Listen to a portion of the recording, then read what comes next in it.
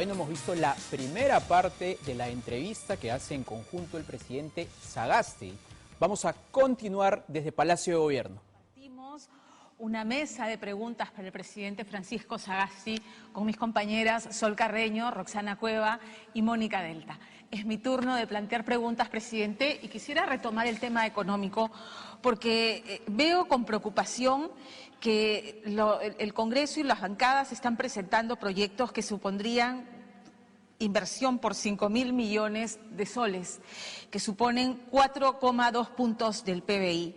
El viernes el Consejo Fiscal ha sugerido en un documento que ha publicado que en caso se aprueben estas leyes por insistencia en el Congreso que supongan incremento del gasto público, que el Ejecutivo cumpla con su obligación de acudir al Tribunal Constitucional. Usted ha dicho que en el caso de la ONP si ocurriera que por insistencia lo aprueban, lo haría. Entonces, en este caso, digamos, este incremento de presupuesto que no le corresponde al Congreso, ¿actuaría de la misma manera? Veremos caso por caso. No todos son iguales, de repente hay algunas cosas que sean justificadas, no hemos recibido todavía las leyes, sabemos que hay muchísimos proyectos, hay reclamos y yo creo que lo responsable como presidente y respetuoso del Congreso es examinar cada una de las leyes en sus méritos, sus implicancias y eso es lo que haremos. Ayer nomás, Humberto Acuña, que es el presidente de la Comisión de Presupuesto y que además es una persona que tiene pendiente que se le levante la inmunidad para ir a responder ante la justicia porque ya tiene una sentencia, ha presentado 276 proyectos adicionales por 1.546 millones. Lo que decía Mónica es cierto, estamos hablando de bancadas que han terminado muy golpeadas después de la salida del señor Merino y usted al tomar el mando, y que claramente una forma de reconectar nuevamente con ese peruano de a pie que les ha dicho no me representan, es justamente echando mano a un presupuesto que ellos no pueden incrementar. Ellos lo saben y saben perfectamente. Yo creo que la ciudadanía también lo sabe. Los últimos meses hemos tenido una serie de instancias, de discusiones de esta naturaleza y poco a poco va calando eso en la ciudadanía. Pero de la manera en que opera la Comisión de Presupuesto, el presidente canaliza los pedidos de todas las personas. Así es que no sé los detalles, pero me imagino que esta lista larga de proyectos no es de un solo congresista ni del presidente, sino es el vehículo a través del cual los diferentes congresistas presentan sus demandas. Yo lo que espero que suceda hoy, porque están en este momento terminando, recuerden que mañana es el último día para aprobar el presupuesto de la República, el ministro de Economía y Finanzas y su equipo está conversando con los congresistas precisamente para, digamos, redimensionar este conjunto de pedidos de tal manera de que no generen problemas serios a las cuentas fiscales y respeten lo que recomienda el Consejo Fiscal. Quisiera entender ahora, presidente, ¿qué lo hizo cambiar de postura respecto a la ley de control de fusiones, que cuando estaba en el Congreso apoyó y que ahora desde el Ejecutivo observó? Zenaida Solís, que es parte de la bancada del partido al que usted pertenece, está pidiendo ir por la insistencia en esta ley. Bueno, eso es una cosa muy sencilla y creo que eso me permite explicar claramente la diferencia entre las funciones del Congreso y las funciones del Poder Ejecutivo. Cuando esa ley se presentó fue una ley muy buena, muy bien armada y Zenaida Solís, que es de la bancada morada, hizo un trabajo extraordinario coordinando con diferentes personas.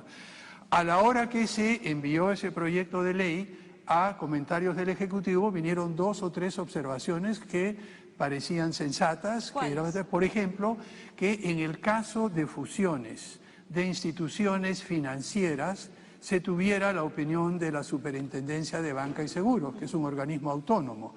El proyecto de ley inicial planteaba que sea solo Indecopi. Entonces, una de las ideas era que se incluya la participación de la Superintendencia de Banca y Seguros. ¿Por qué? Porque en todo el mundo, cuando hay una institución financiera débil, con problemas de quiebra, si se deja que quiebre, puede arrastrar un crack financiero muy grande, como hemos visto en otros lugares. Por lo tanto, la opinión de la Superintendencia de Banca y Seguros sobre si conviene que un banco más grande absorba al banco que está prácticamente en quiebra es importante para ver si se autoriza o no. Cuando llegó a la Comisión de Defensa del Consumidor, Este planteamiento que habíamos conversado no se incluyó.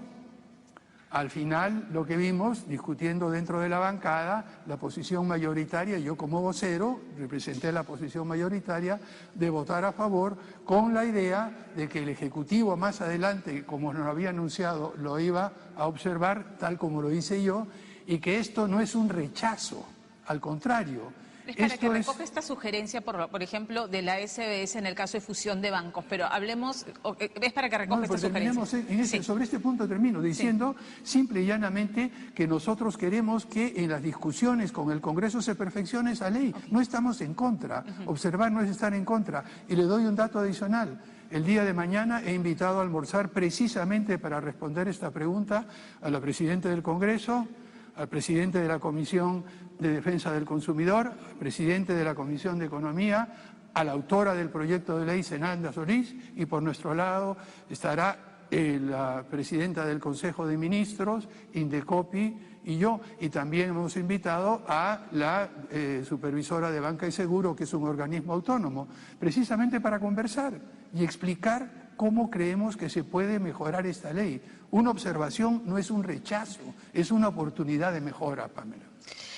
También están teniendo estas conversaciones Ejecutivo y Congreso respecto a la reforma integral del sistema previsional. Hay un proyecto de Carmen Omonte que genera preocupación. La encuesta de Ipsos señala que el 93% de los aportantes dicen no, yo quiero que del sistema privado siga siendo mi fondo particular y personal, ¿no? Y la propuesta más bien va a la creación de una gran entidad que administre los fondos públicos y privados. ¿Hay conversaciones en torno a este proyecto? He conversado con la congresista Carmen Omonte sobre este tema.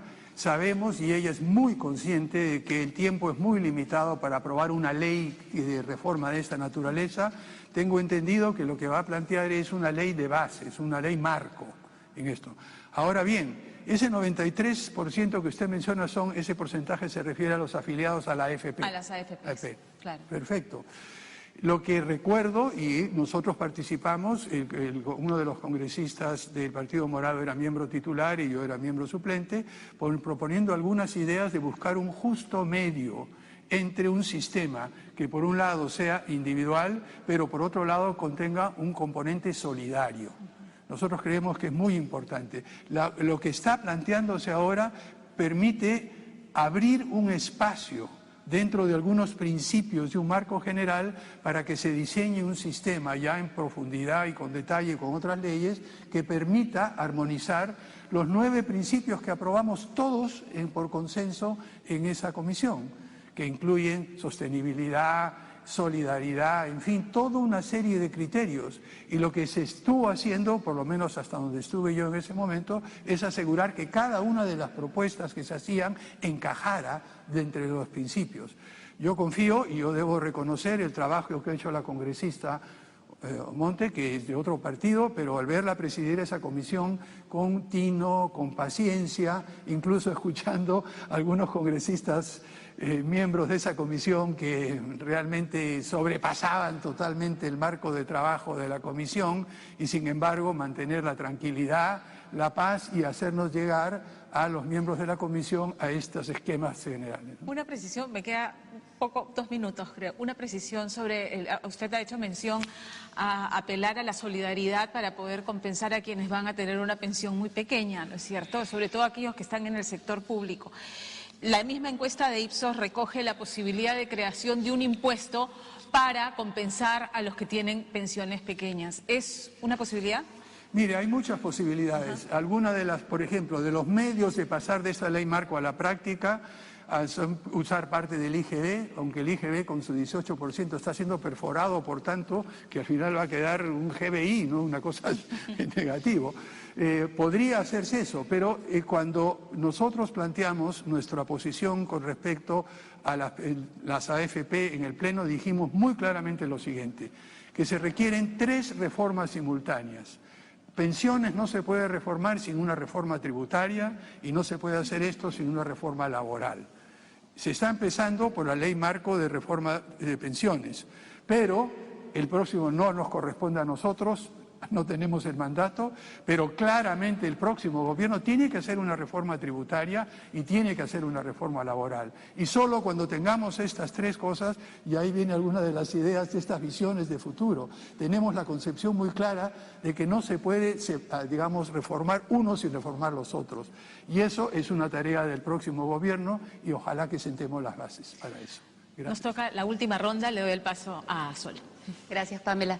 Voy a hacer, bueno, en esta segunda ronda es menos tiempo y quisiera hacerle dos preguntas por lo menos, así que le ruego brevedad y precisión en las respuestas. Tomando la preocupación económica que han mencionado aquí algunas de mis compañeras y algo que nos dijo usted, que el Perú es un país muy singular con esto de la informalidad y que para usted y para el gobierno es prioridad el tema de la reactivación. Hay ciertas cosas que sí se pueden hacer en poco tiempo, como por ejemplo cambiar enfoques de las normas. Estamos acostumbrados a tener demasiadas regulaciones. ¿Ha pensado, por ejemplo, su gobierno en cambiar, de hacer estas extensas y complicadas listas de esto se permite y esto no, a pasar una premisa de que se permite en principio trabajar y que solo se prohíben ciertas cosas? O por ejemplo, en el tema de la educación, son muchas las cosas que hay que hacer, pero ¿ha pensado, por ejemplo, en garantizar algo tan concreto como que todos los colegios tengan baños con agua, desagüe y jabón? La respuesta es sí a las dos cosas. Eso en educación está trabajando y es una de las prioridades del Ministerio de Educación. Pero poner baños operativos y jabón en todos los colegios es algo que trataremos de hacer. Nos ayuda un poco el hecho de que van a ser clases virtuales en parte, pero esa es una tarea que realmente tiene años de estar postergada y que en 8 meses sola podremos empezar, pero sí. Con respecto a regulaciones también, una de las cosas que es importante, ustedes han visto la Plaza de Armas. Ya pueden caminar, ya pueden pasar y vamos a ir reduciendo, somos convencidos que la sobreregulación de actividades puntuales no solamente limita la iniciativa individual, limita la libertad individual, sino que crea situaciones perniciosas de distorsiones que no son adecuadas. Entonces, ¿podría garantizarnos que va a cambiar ese enfoque y más bien dar pocas normas prohibitivas y tener como principio que la gente puede tratar de trabajar, tratar de salir? Bueno, ahí tenemos un dilema complicado entre la protección de la salud y las oportunidades de trabajo. Pero claramente estamos en esa dirección. La reunión que tuvimos esta mañana y que hemos tenido en las sesiones del Consejo de Ministros anteriores, la ministra Massetti, el ministro de Producción, la ministra de Turismo, etcétera, hemos conversado de buscar justo ese medio de ir reduciendo poco a poco. Pero miren, pasar de las excesivas regulaciones que hemos tenido hasta ahora, de un salto a muy poca regulación es difícil. Hay que hacerlo poco a poco, digamos, de manera ordenada, de manera tranquila. Quiero terminar nuestra parte preguntándole ya sobre un tema de gestos políticos y relaciones políticas. En los últimos días y en general, en toda su actuación, usted habla mucho de concertar, consensuar. Se le ha visto recibir en Palacio a los líderes de la oposición, incluso a políticos sumamente cuestionados. Y siempre con este talante de tratar de encontrar puntos en común. Pero algunas personas piensan que quizá eso sea una actitud demasiado ingenua. Incluso algunos lo han criticado abiertamente por reunirse con algunos líderes que tienen cuestionamientos muy serios. ¿Cómo piensa manejar todos estos meses? ¿Va a persistir en esa actitud de diálogo con todos? ¿Qué va a pasar el día que termine? ¿No teme usted que lo traicionen? Bien, una cosa es ser abierto, dialogar con todo, y otra cosa es ser ingenuo. Y para ser ingenuo ya tengo demasiados años de vida. Tenga usted por seguro que conozco esto muy claramente, sé muy bien, y que algunos decían es una persona muy blanda, es el abuelito, digamos, simpático, bonachón, y que realmente no tendría la posibilidad de tomar acciones con mano dura. Pero tenga por seguro una cosa, a mí no me tiembla la mano ni cuando escribo, ni cuando acaricio, ni cuando golpeo. Así es que tengan toda la tranquilidad del caso, que cuando de la conversación cordial se pasa a un nivel en el cual vemos intentos de desestabilización, traiciones directas, ahí perfectamente tendré la determinación de parar estas cosas en seco. ¿No tiene usted temor de que este periodo sea utilizado para perjudicar al partido al cual usted pertenece? Mire, pertenezco al partido, fui uno de los fundadores, pero el día que entré a este palacio, el día que juramenté en el Congreso, para mí cambió la situación. Yo ya no soy un militante del Partido Morado, soy el presidente de todos los peruanos y peruanas. Y mi orientación, mi manera de trabajar, mi enfoque no tiene que ver absolutamente nada con el Partido Morado y mantendré, y estamos dando una directiva al gobierno de mantener absoluta neutralidad en este proceso electoral. Muchas gracias, señor presidente. Rosana. Siguiendo la línea de preguntas de Sol, debo interpretar que se siente confiado en que la primera ministra Violeta Bermúdez va a tener, digamos, el respaldo en el Congreso el día 3 y 4, cuando pide el voto de confianza, confiando en la palabra empeñada por estos grupos políticos. Más que en la palabra empeñada, que es un factor muy importante, lo que confío es en la sensatez, la generosidad y la capacidad de reflexión de mis colegas, mis antiguos colegas en el Congreso. Yo creo que, en el fondo, con diferentes perspectivas, diferentes maneras, todos tenemos una visión de querer lo mejor para el Perú. Y ellos saben perfectamente que añadir más inestabilidad en este momento preciso sería malísimo para todo. Hemos empezado a toda velocidad en 10 días de trabajo, estamos negociando con los proveedores de vacuna, estamos viendo cómo reactivar la economía, estamos viendo cómo mantener la seguridad interna, estamos viendo cómo garantizar la educación. Una negación del voto de confianza crearía muchísimos problemas y atrasaría todo esto. Permítame ingresar ahora al tema de salud y puntualmente a lo del COVID, las medidas que se tendrían que tomar probablemente los próximos días o semanas, y una tiene que ver también con manejar la reactivación económica y al mismo tiempo impedir que haya una segunda ola. Algunos de los mensajes que nos llegaban cuando anunciamos que veníamos a la entrevista es cuándo se van a reabrir algunas actividades. Por ejemplo, el señor me decía, trabajo en casinos y hasta ahora no podemos volver, los del sector turismo, por ejemplo. Y por otro lado, se anuncia que el toque de queda ya empezaría a regir a partir de las 12 de la noche, pero todavía no se anuncia eso oficialmente. ¿Qué medidas son las que tenemos que esperar los ciudadanos? Las medidas que usted está diciendo, entre el momento que se firma y se publica, a veces pasa un día y medio, pero están en camino. Ya lo del toque de queda está decidido y firmado.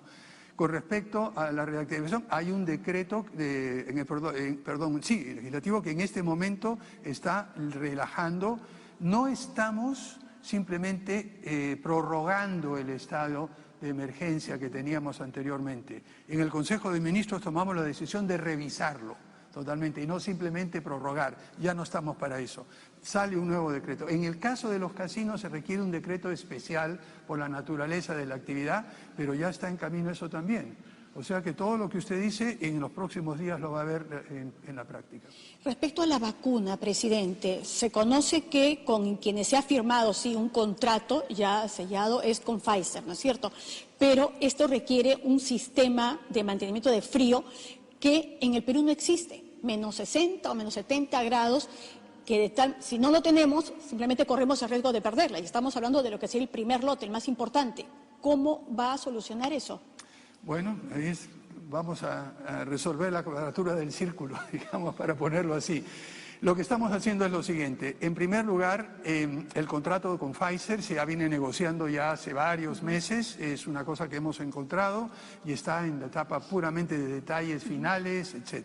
Entre las cosas que se va a plantear allí es ver hasta dónde llega la responsabilidad del proveedor de vacunas en términos de dar el frío y en esos detalles estamos hablando y luego identificando en qué lugares podemos tener por el tiempo requerido estas vacunas y complementarlas con apoyo del sector privado y con el apoyo de otras instituciones para poder llegar en la última etapa. Claro, pero confían en poder garantizar este sistema de frío. Garantizar es demasiado. Lo que le puedo decir es que tenemos todo el esfuerzo en marcha, tenemos todas las medidas tomadas. Garantizar 100% probablemente no, pero por ejemplo, esa vacuna tan complicada va a tener que aplicarse solamente en las ciudades, porque no va a aguantar los 4 o 5 días para llegar a los puntos más alejados. Para eso estamos negociando con otro proveedor de vacunas que requieren menos frío y son menos exigentes. Bien, gracias, presidente. Gracias. Mónica. Presidente, siguiendo las dos compañeras que me han antecedido, el tema de la posibilidad de una segunda ola de contagios, porque en realidad hay que buscar el balance exacto, todavía no se ha encontrado, entre reactivar la economía, por un lado, y por otro lado, mantener ciertas restricciones. Y se van a flexibilizar las mismas, porque usted mismo lo acaba de señalar. Pero ¿hay esa posibilidad de una segunda ola? Es decir, según la información que pueda dar la ministra de Salud y todo el conjunto de gente, ¿qué cosas señala en ese sentido? O sea, ¿cómo estamos enfrentando y en qué momento estamos? Bueno, los detalles los puede dar la ministra de Salud, que es excelente y tiene toda la información. Lo que le puedo adelantar muy brevemente es que en la mayoría de otros países se han dado una segunda ola y vemos la tragedia que es en Estados Unidos, los problemas de Europa. Probablemente venga algo. Lo que estamos observando no es tanto una ola, sino, hablando un poco en criollo, un tumbo. Un pequeño aumento que no sabemos si va a hacerse más grande o no. Y la otra cosa que estamos observando son rebrotes localizados. No entendemos muy bien por qué, y así ha sucedido en otras partes del mundo, y tampoco se sabe muy bien por qué. Lo que estamos haciendo es lo que les mencioné anteriormente. Todos los días estamos monitoreando, todos los días aprendemos algo, todos los días acumulamos información y vamos adaptando con flexibilidad los planes y la manera de actuar. Lo importante también es asegurarnos que si viene esa segunda ola, tengamos el mínimo de facilidades para poder atenderla. Ya hay contratos para tener más plantas de oxígeno, ya hay contratos para tener más UCI, ya estamos tratando de tener Pero las hospitales. vacunas, por ejemplo, se había señalado, lo dijo el expresidente Vizcarra, que a fin de año, es decir, el próximo mes o en los primeros meses, íbamos a tener 50.000 vacunas ya en el Perú. ¿Eso se mantiene o ha cambiado? Eso está esa es la Pfizer. Sí. Nos va a dar 50.000 vacunas sí. en diciembre, no ha dicho la fecha exacta. 50.000 vacunas significa 25.000 personas. Porque son 2 dosis por persona. 2 dosis, sí. Lo que vamos a hacer, usar esas 25.000 como una prueba piloto. Vamos a probar el sistema de logística poniendo un equipo que haga un seguimiento para ver qué funciona, qué no funciona, qué aprendemos de esta. Vamos a hacerla en ciudades con características muy distintas para ver si la temperatura, la distancia, los sistemas de almacenaje, en otras palabras, diseñando esas 50.000 vacunas que vienen en diciembre para aprender lo máximo posible para cuando venga ya el lote grande de vacunas que empezaremos a aplicarlas probablemente en marzo, abril y más seguro abril. Aunque es corto el tiempo, hemos empezado hablando del problema institucional en la policía y de la cúpula, pero aterricemos el tema en el tema de la delincuencia. O sea, ¿qué es lo que se va a hacer para enfrentar esta situación de inseguridad? Porque evidentemente es una de las preocupaciones mayores que hay en este momento en la población. Cosas concretas. El ministro del Interior está preparando una lista de acciones concretas. Una de las que hemos hablado va a ser renovar la lucha contra la corrupción. Hay una lista larga que no quisiera mencionarla ahora. Grande, ¿no? Renovar la lucha. El titular es que vamos a continuar luchando contra el crimen organizado, pero también contra los raqueteros, contra los sicarios y contra ver cómo movilizamos a la policía de tal manera de prevenir el crimen de pequeña monta, entre comillas, que afecta a todos los robos, los asaltos, etcétera. Allí vamos a tener que tener una estrategia muy centrada en la ciudadanía, muy centrada en los barrios. Vamos a ver si alguna de las cosas que se tenían en Barrio Seguro pueden realizarse, pueden reactivarse, pero más adelante el propio ministro del Interior dará la información y la presidenta del Consejo de Ministros anunciará en su plan, en su presentación en el Congreso, cómo haremos eso, Mónica. Muy bien. ¿Podremos ir a la playa el fin de semana o no? solamente para terminar. Con distancia corporal y distancia física, porque no queremos hablar de distancia social. Los seres humanos somos sociables por naturaleza. Lo que tenemos que hacer es mantener esa conexión social, pero separándonos corporalmente y físicamente. Le doy el pase a Pamela. En el tema de pandemia, las clases presenciales, retomar el próximo año clases presenciales, ¿de qué va a depender? Me preocupa un poco que sigue quedando como gaseoso. ¿Cuáles son los precontratos de compra? ¿Con qué laboratorios? ¿De cuántas dosis vamos a disponer? Se habla de vacunar a 24 millones de peruanos antes de las elecciones del 11 de abril. No, antes no, ya. Alrededor de. Entonces, el tema de retomar clases presenciales. Mire, ahí tenemos las vacunas son para los mayores de 18 años. No, yo sé, claro, pero ya, profesores... Entonces, claro, ahí lo que vamos a tener que hacer es lo que mencioné anteriormente, ir región por región, ciudad por ciudad. No podemos en un país tan diverso como el nuestro pretender desde el Ministerio de Educación dar una solución para todos. El ministro de Educación, bajo la coordinación de la presidenta del Consejo de Ministros y con la participación de la ministra de Salud, están viendo precisamente dónde podría hacerse presencial. Podría ser, por ejemplo, presencial solamente parte del tiempo, con virtual el resto, en fin, buscar una combinación adecuada. Y en eso están embarcados en este momento, Pamela. El jefe de la OMPE ha pedido una partida presupuestal para pagar a los miembros de mesa.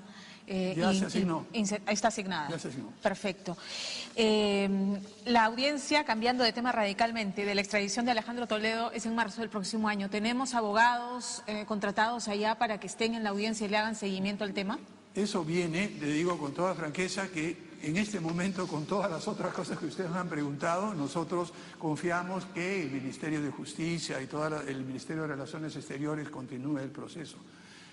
Pero es importante tener sí, yo creemos que la justicia Alejandro Toledo claramente curso. Tiene dos abogados que son unos tiburones allá. El Estado peruano también tiene que tener a los suyos. Definitivamente eso seguirá su curso. Nosotros una de las cosas importantes que vamos a hacer, mantener la continuidad de aquellas cosas que están funcionando. Y si eso está en camino y funcionando, que continúe tranquilamente, ¿no? Finalmente, presidente, es una pregunta en la que le voy a pedir un pronunciamiento y una reflexión final, porque ya aquí cerramos la entrevista.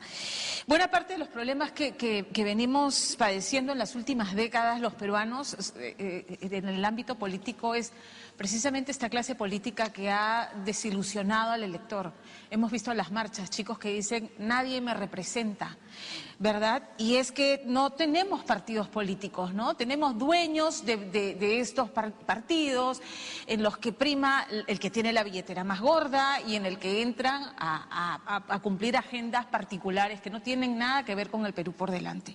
Y miren la situación en la que nos encontramos, en que tenemos 7, ya a estas alturas de la noche deberíamos ya tener cuáles son los candidatos, pero por lo menos hasta antes de saber, 7 precandidatos con procesos judiciales abiertos, incluyendo al líder del Partido Morado, a Julio Guzmán, que va a ser citado por la Fiscalía en una investigación por el caso de los gángsters de la política. Entonces, quisiera primero un pronunciamiento sobre ese tema del señor Julio Guzmán y luego una reflexión final sobre esta situación a la que estamos enfrentados los peruanos, de ir a tener que elegir por lo menos entre 7 candidatos que tienen procesos judiciales abiertos.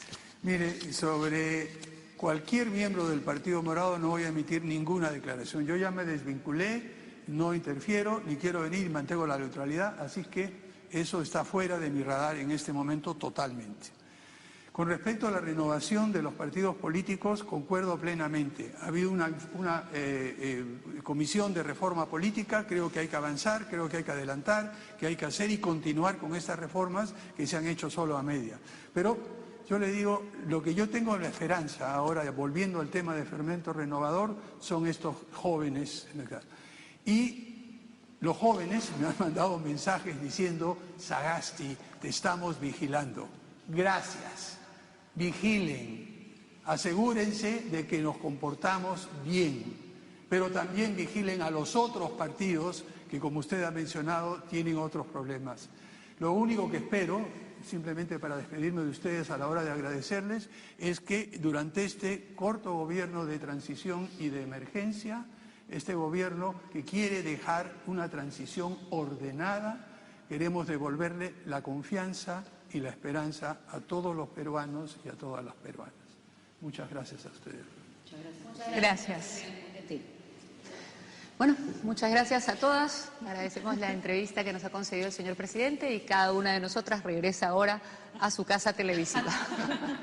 Nos ha juntado a todos por primera vez, presidente. ¡Caramba!